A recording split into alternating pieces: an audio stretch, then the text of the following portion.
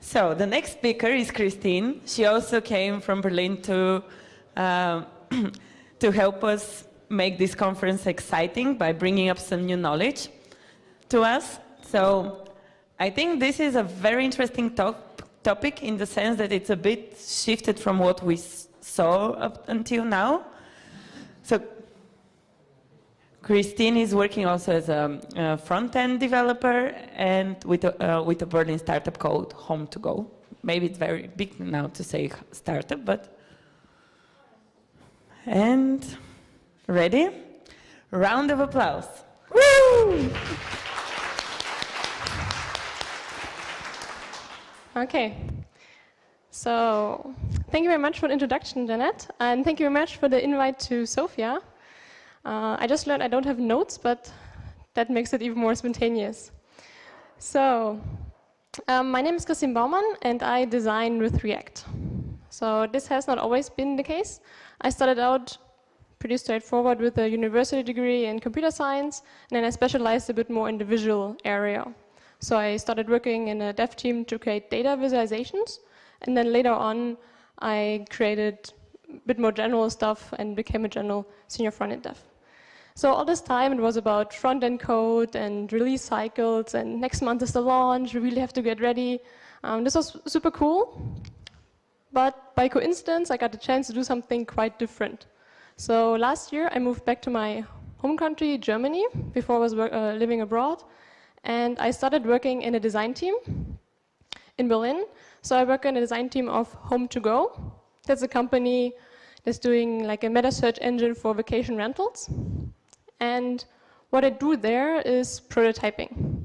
So I realize ideas with code, but I'm not a production developer in that sense. And the switch from a design team to a dev team was super exciting for me, because it got me out of my engineering bubble, and I learned about proper communication with people who are not having a tech background. So far, I only met the people in university who are super in tech. But first and foremost, I learned a lot about design.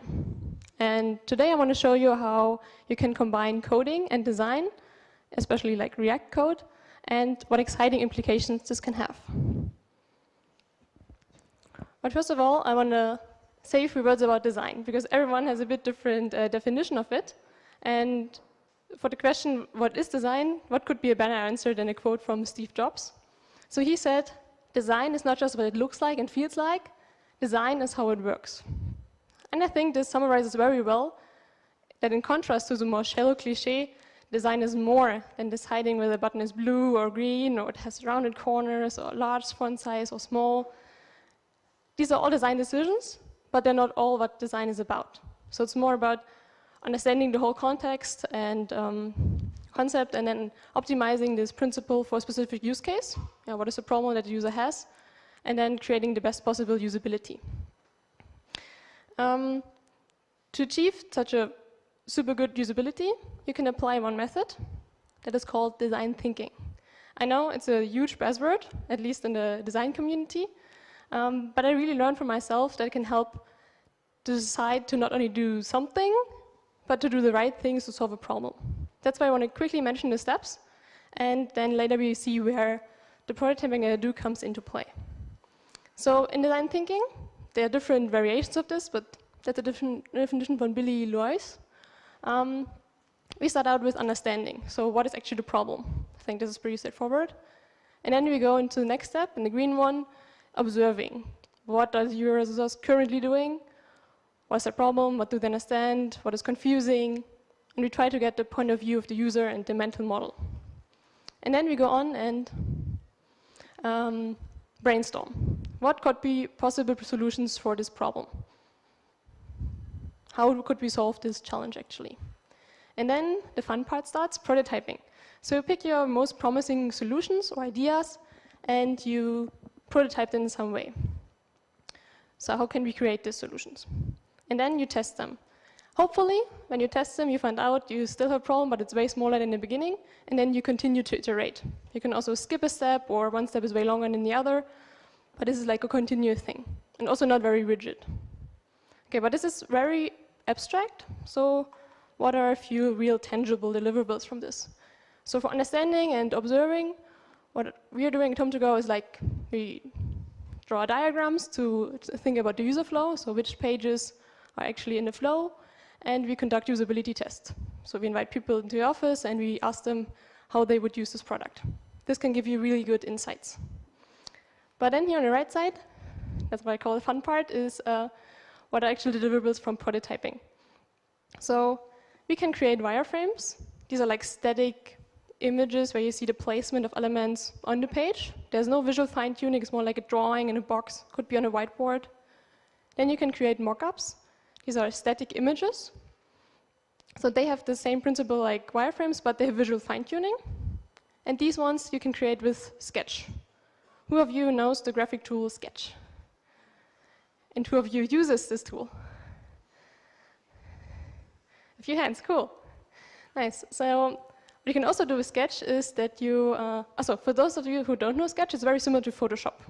Has a bit different features, but it's a general graphic tool. You can put together rectangles and text. And these mockups we can combine to click dummies. So you can define your areas, and then you click on these, you get this page. These are like really simple click dummies. And of course, you can now code prototypes. So that's where my stuff comes in.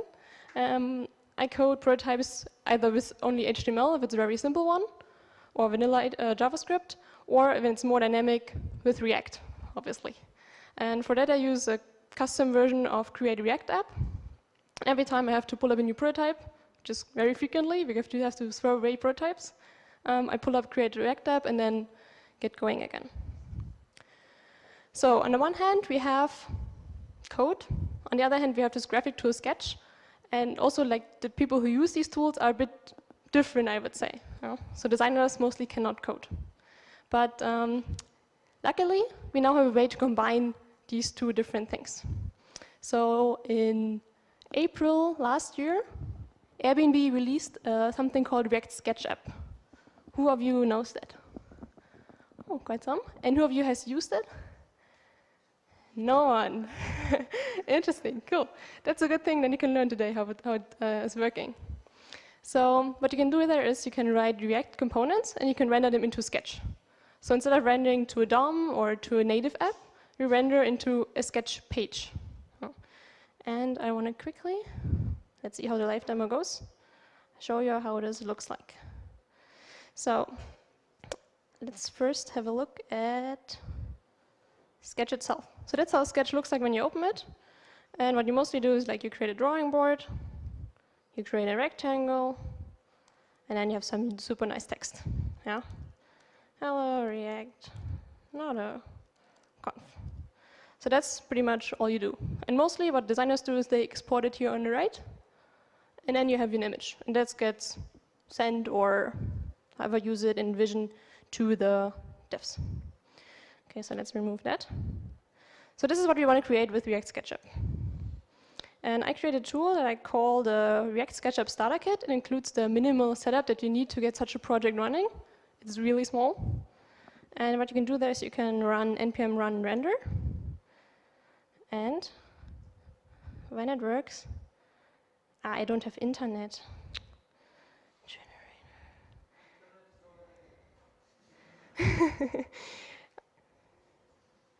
Okay. That's always the fun with live coding. Let's see again. Okay, here we go. So what it did, it copied some stuff. I'll tell you about later. And what it has here is an image. So this whole part is an image, and it has a rectangle around it. That's pretty much all there is. And the code that you need for this is only this part. So you import something from React. You import something from React Sketchup, show you this a bit later. Then you have an example component, and then you just call render. So let's see that it really works. And let's change color, the border color to white. And it got white. So that's all there is in React Sketchup. So I also have this on slides. So this is also on GitHub. So if you want to start out, you can just pull it from there. So when I first tried out React Sketchup, it was quite early in like mid 2017, and this project was still in the early phases. So it was, on one side, I was amazed because it was so easy to get started, because I just had to write React code that I already knew, but there was no complexity of this different environment. But at some point, I ran into a problem, and I started looking what is inside of React Sketchup. And I want to show you a quick peek of what is going on inside of this. So Sketch is a Mac program, and it is scriptable. So as it says here in the console, you can write CocoaScript.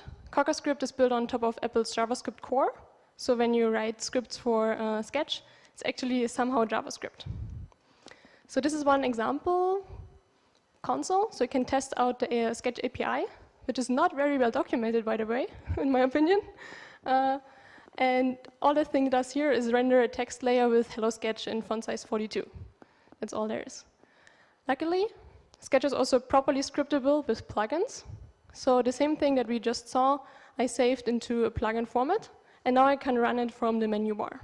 So to use plugins, you don't need to be a developer. Yeah, so you can combine these scripts into plugins and save them together in one bundle.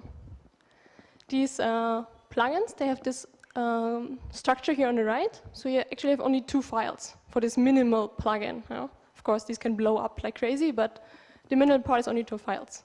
So you have a manifest JSON file. This is very similar to a package JSON from MTN. So you just have like, who is the author, what are the names of the commands, the version number, all that stuff. And of course, you have the actual script file, which is here called Hello Sketch JSON, JavaScript.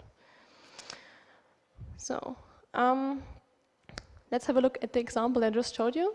So this is exactly the same. You import React, and then we have something from React Sketchup. React Sketchup only includes these components at the top. So view, text, image. You might notice from React Native. This is a very simple, a similar approach. And then we have artboard. This is like the drawing area, which is specific to React Sketchup. And the red box we saw as well before the internet came. So it's for error messages, or errors in general. And in the example component that I wrote, I just nested an artboard with the view, applied the property style. Inside I nested an image, and that's how we got an image with a border. Quite similar. So image has a property source, and here it's only a link to my GitHub file. And then you call render.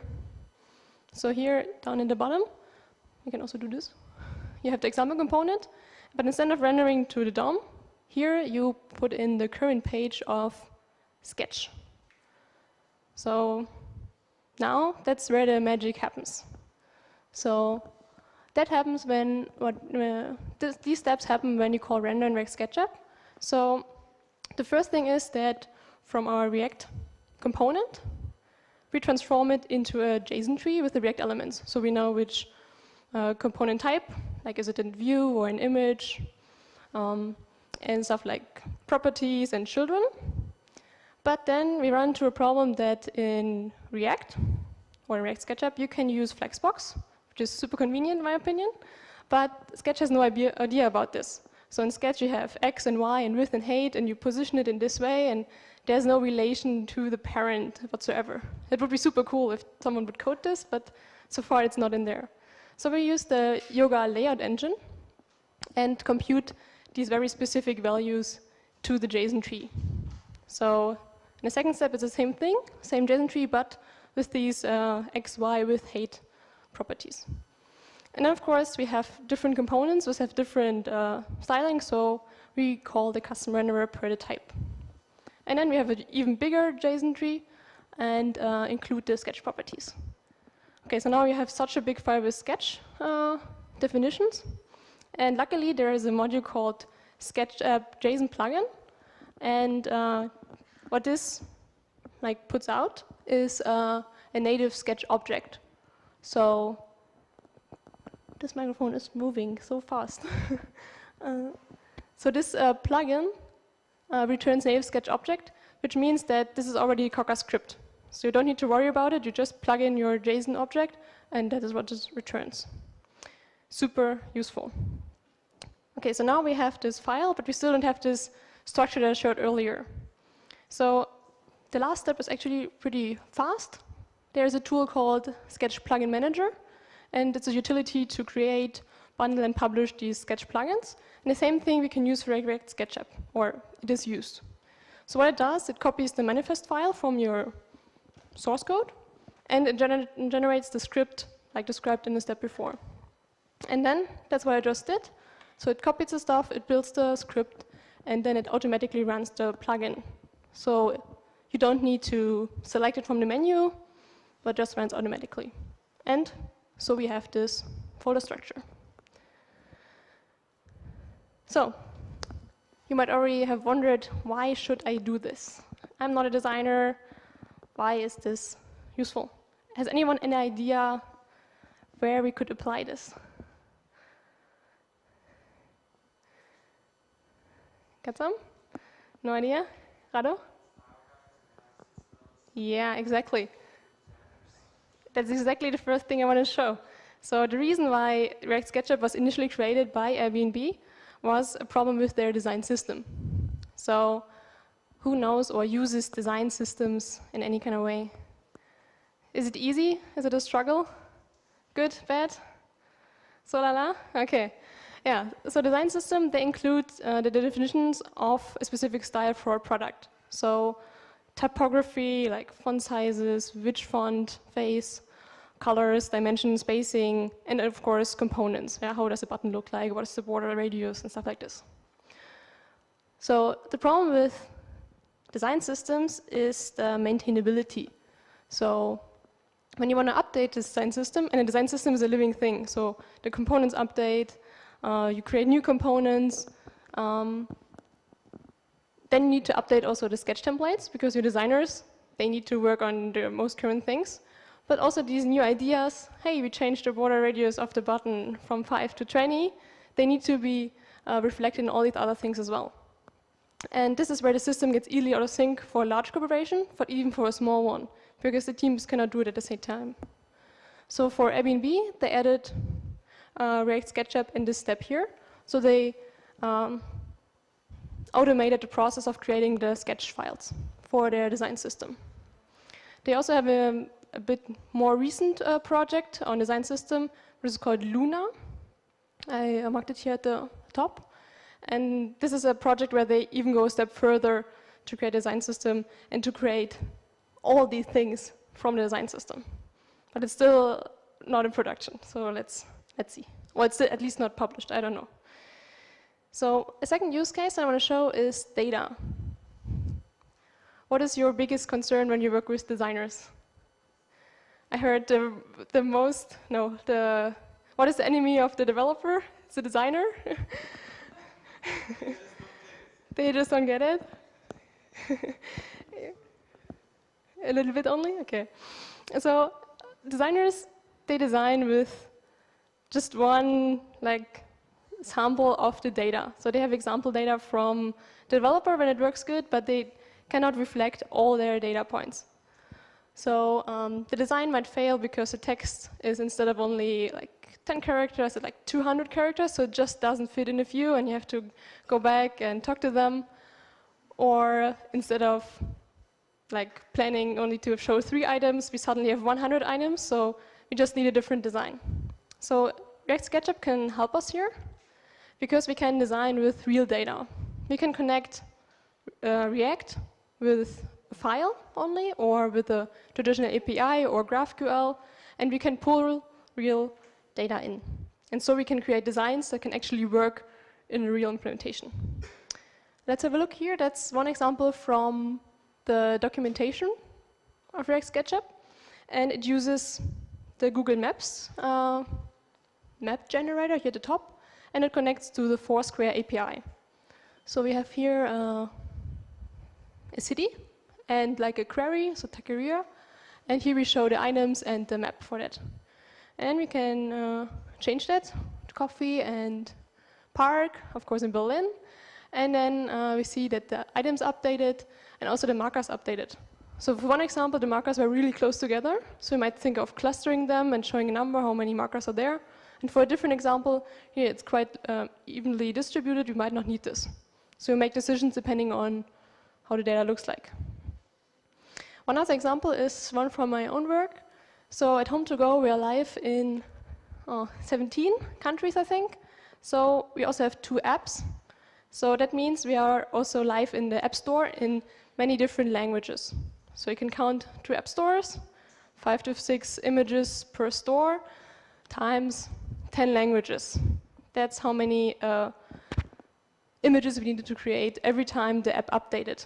So what we have here is like a background, and we have a text here, and you have the device frame and the actual app screenshot. And this was lots of manual work that I didn't want to do. So I automated this with React Sketchup. So I pulled the translations from a file, or later from the API, and then I pulled in a new app screenshots, and everything was nicely automated. At some points, Sketch is going to the limits, because it just takes quite a while, but it solved my life, and it made it so much easier for me. One other case is responsive design with Flexbox, because designers, they do not design for all different widths like we're doing in implementation in the front end. So we have like mobile, 320 pixels, or the tablet with 768 pixels, and very good like desktop with 1200, but everything in between is more like a guessing for the developer. And here what you can do is we can write one example component. Like here it has like a text and a button, and then we can actually render it to whatever width we want to test it out. And then we can see if it looks too empty or too full, and can easily check it out if we need to decrease font sizes or not, stuff like this. This is possible because we can use Flexbox in Sketch. The fourth and last use case in our show is more like my personal thing. I'm really into data visualization, and so I really want to test it out if this works with React Sketchup as well. So what I created is, oh, you can't see that very well, but this is the U-Bahn and S-Bahn station map from Berlin. So you have this huge circle here, you can always go round and round and round, and we have several lines cutting. And I had this map as an image file, and I had the coordinates of the stations. So what I calculated is the walking distance between the current and the next station. And so if your train is delayed, or if you're up for a walk, you can just have a look and walk to the next stations. So with React and the Google Maps distance matrix API, I calculated the numbers, and then with React Sketchup, I put them on the image. So just for testing it out. So yeah, no matter how much you're involved in design, you can use React and Sketch together. So it kind of builds a bridge between the world of designers and developers. Thank you. Oh.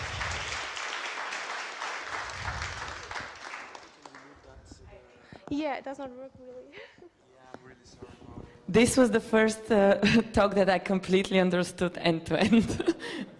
It was human. Okay. I would like to invite you now, guys, to have a panel and comment together with Kristin. One mic? Yeah, I thought that was the Thank annoying. you.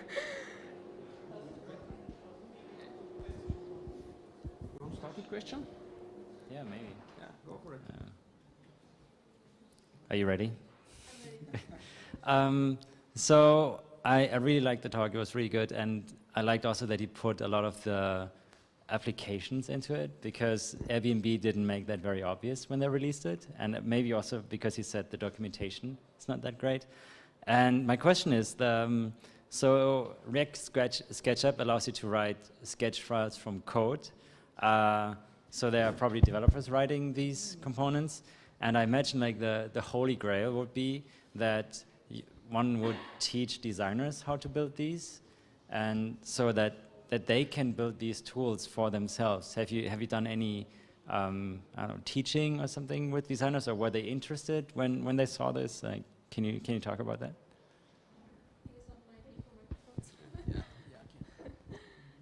Thank you.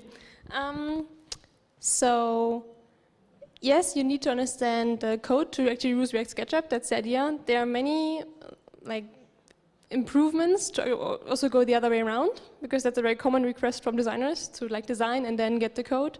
So for example, there's a tool called Webflow. Actually, I never tried it out because I like the coding part. Yeah, we are a pretty small design team. so I'm doing the prototyping by myself. But yeah, we had some trainings on how to do HTML, but like starting out directly with React without any prior knowledge in HTML or JavaScript is not an easy thing, so we didn't try that. I read in an article that at Airbnb they trained the designers to learn React. Not sure if it's done completely, but they went that way here. Good. Me? You? Me? You? Okay, so I have a bit of a history about designing and how the design relates to programming, especially in web. So I have a special opinion about what every designer should know when he's making designs for web. So one of my colleagues, he's now working as a mid-level JavaScript developer, but he was a designer, the main designer of the company. And he was the first person which I saw doing really good design, and at the same time he was really good with HTML, CSS, and JavaScript, and now he is like writing React and Saga stuff, for example. So don't you think that it's kind of important if you're doing something for web to know how your thing actually goes into HTML and CSS? Because there's something that you mentioned in Sketch, you kind of move boxes and stuff. If there are some designers, it's not just moving boxes, I know, but there is no this like a connection between these different boxes, like parent and child, and how you're going to, like, using the layout features of the browser, how you're going to position this with CSS and such kind of things. So I really believe that the designer should actually know that how this thing goes into HTML. And yeah, this is a very common discussion point, like how much code should the designer do and how much design should the developer do. Of course, I encourage my colleagues and also other designers to learn coding, but it's also like two a bit different like craftsmanships. So I see coding as like creating and like producing code, and design has a different style. So it's like a singer and a writer. So both have their craftsmanship, but it's a bit different. I think it's super important that one group knows what the other can do and cannot do.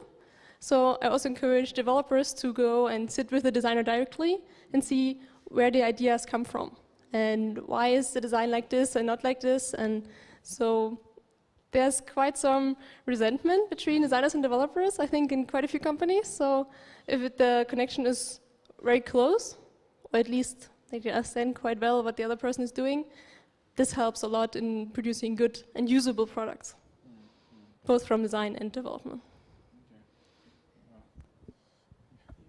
I mean, one thing I like about the design system is the common language where the developers, designers, and actually the business owners can actually share with each other.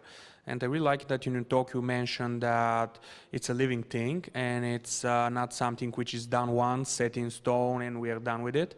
How do you keep it up to date?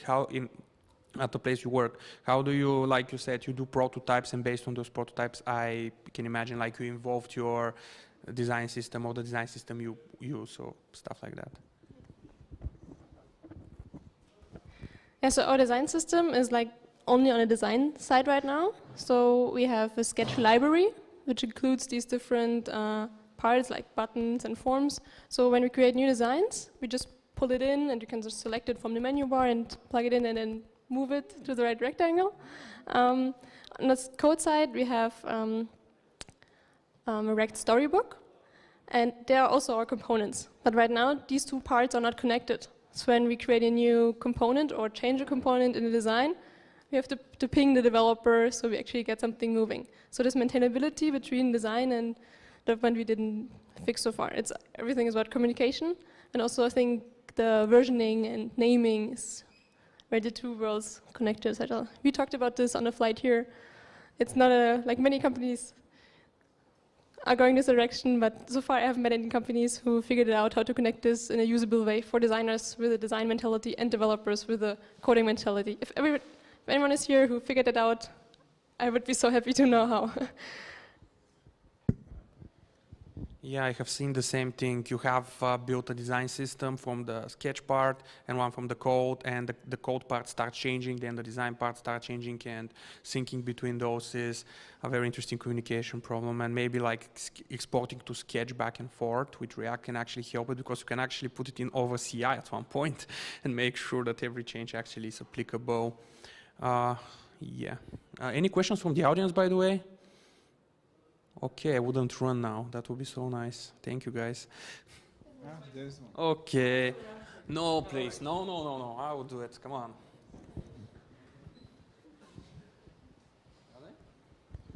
Hello. Thank you for the nice talk. Have you thought about using some tools other than Sketch for building design systems for different operating systems than Mac ecosystem, because it's hard to integrate if you don't use Macs, and really about the DOP ecosystem, can we build some different tool for the DOP ecosystem, for the Adobe? Did you hear me? Yeah, wait a second. No, no, no. Sit, please sit. I will just run for a bit. It's chaotic. Okay. Yeah, thank you for your question. The question was like, is there different than for Mac? So we use only Mac, so I cannot tell you anything about Windows in that sense. This is also like the barrier to use Sketch, because it's not for free. You have a trial, which is very short, but it's only for Mac, so that's definitely a barrier. Can totally understand this. I think also our developers only use Mac, so we don't have a problem communicating there. We tried a new tool that's called Envision Design System Manager that was launched January, I think. But I think that is a tool that's not finished yet, so we tried using it, but it has some problems that really said, okay, we have to wait a few more months until people figured out the bugs of that program, and then we try it again. So there, what you can do is you define also the components in the sketch file, and you can export it in a view where you can view it also to people with not Sketch. So like a documentation of the design system. But the problem with design system is it's not only about components, also about like patterns. For example, we have the rule that we always have left-aligned text. You cannot define this in a component. You can define it on a button, for example, but there's a center line, which does not apply to the pattern, but you have more like contextual things. Like what is the language that we want to use? There are many like areas of design system which are more like explanatory, so they're not actually components. I think to understand these is way more important than how exactly the button looks like. Because then as a developer you can follow these patterns and apply them, which is matching to the design idea. Any other questions? Okay. Do you have time for one? Yeah. Okay. So you mentioned communication between the designer and developer. Right now we are fine-tuning this in our company. There's the thing. I'm doing my podcast in Bulgarian, and I'm usually talking stuff about my company, like I shouldn't talk about. But now, because I'm saying this in English and it's probably recorded, I can. So we have these issues with this communication. I mean, it's not just the designer, of course. It's part of our side as well. So what's the process in your company? Is it like the designer needs to design something, move boxes around, and say, okay, this is finished, like I put this in a folder called finished, and then the developer, she's already laughing, and then the developer just gets the files from there and just moves on. How it works in your company? Okay. So in this equation we have one other person, which is the product manager in our case. So we have 3 people minimum. So product manager who has like a business problem. Then he comes to the designer and asks, okay, I want to solve this problem with this page. We don't have signups. please increase the signups. Designers come up with a concept. If it's a big thing, also wireframes and then designs. Then we decide if the business side, then we conduct usability tests to see if our ideas actually work. And then it goes off to development. It would be good if we have a step before it so the developers can actually see if this is a solution that we can implement in the foreseeable future and it's not like a 3-year thing. We also try to get us into the process, and then we hand it off to development. So development handoff is either with sketch files. So we use Envision sync. So there you can have an inspect tool, and you can actually inspect these rectangles. And yeah. So in what you're saying, the developer has any rights to say this is not a good idea, because what we do is hey dude, you can't make this work really. And we kind of give feedback, and now I realize that maybe it's not at the right stage, but we give feedback as a developers that this is not a good idea because we don't have this data in this page, we have to make more code or something, and we give some feedback, and the designer is actually reflecting, and is this happening? Yeah. For sure, we need iteration loops. We try to have them before we actually want to start implementing, because otherwise we are stuck on this project. So what you have is always an initial idea, and then 2 variations of the idea. So of course, it must be very simple and MVPs, feature MVPs. Yeah, definitely the developer has a say in this. But in the end, the final goal is that the business goal is solved, that the usability is good, and the development is not crazy. So it's a mix of UX, business, and dev. So you're saying that everyone is happy? It's more like a constant fight, I would say. But in general, designer is responsible for usability and should also have to say that this usability that someone suggested is not correct. The dev has the total say on realization and also estimations. And the business person has to make sure that his problem or her problem is actually solved. So this guy is the politically correct answer. So if it happens that you go to a conference, this is how you should respond. Yeah, actually, we are going to cut this part, which I'm going to do afterwards from the recording. How many people, raise your hands, the people who can actually relate to what Krasi is feeling? Yeah, we are cutting this from the video and from the audio, just for the fun of it. Yeah, no worries. It's in a safe place here.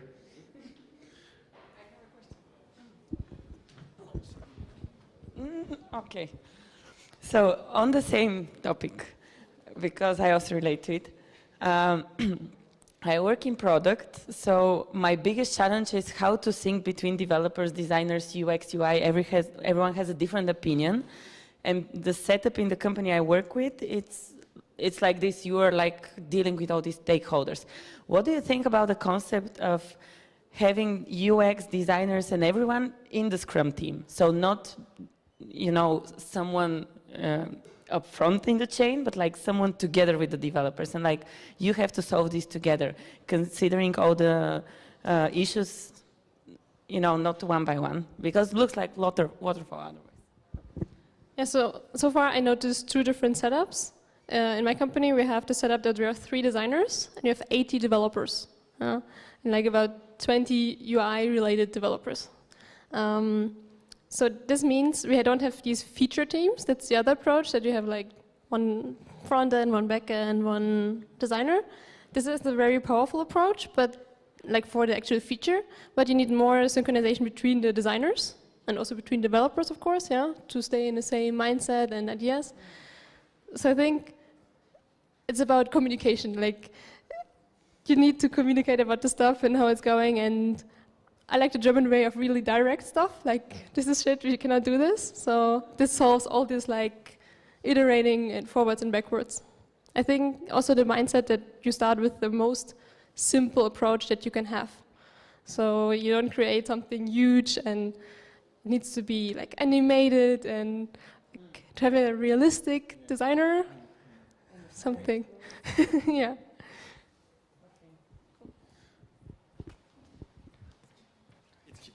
That's healthy for me. I have a question about the review of the final part of the product when developer implement the design, how the process is going in your company. Did the designer involved in the review of the final task, or it's up to somebody else?